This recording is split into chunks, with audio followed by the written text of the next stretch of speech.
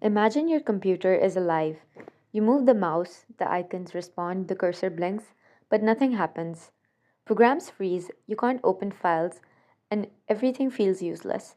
That, my friend, is not just bad luck, that is deadlock.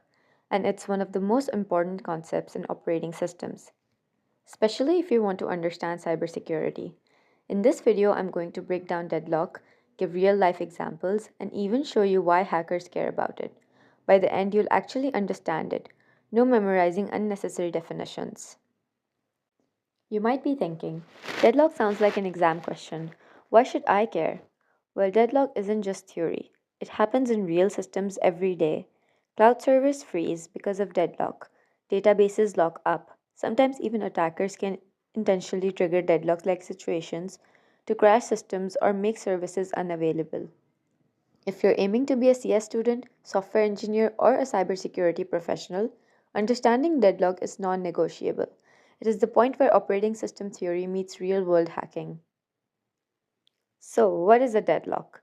Simply put, deadlock happens when two or more processes are stuck waiting for each other and none can proceed.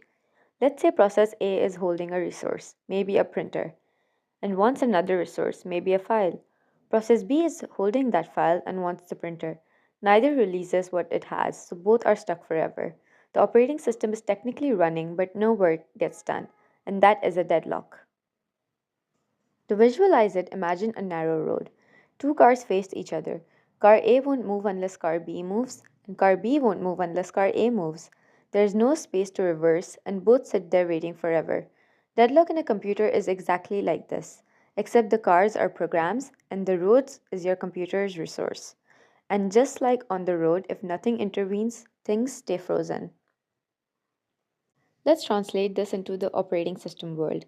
Imagine process A is holding the printer and waiting for a file. Process B is holding that file and waiting for the printer. Neither can continue until the other gives up. This is a classic textbook deadlock scenario, and while it might sound simple, these situations can occur in complex systems with dozens of resources. That's why understanding it is critical, especially for database management, server administration, or cybersecurity. Deadlock doesn't happen randomly. There are four necessary conditions that must exist at the same time. Number one is mutual exclusion. Only one process can use a resource at a time. Number two is hold and wait. Processes can hold resources while waiting for others.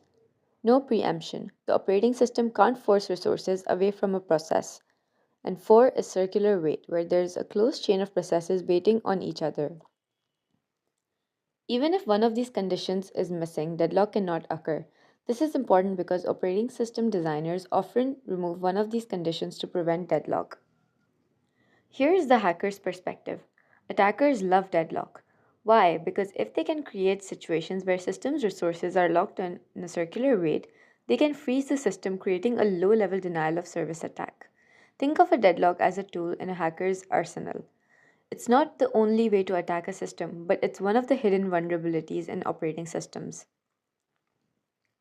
Operating systems have strategies to handle deadlock.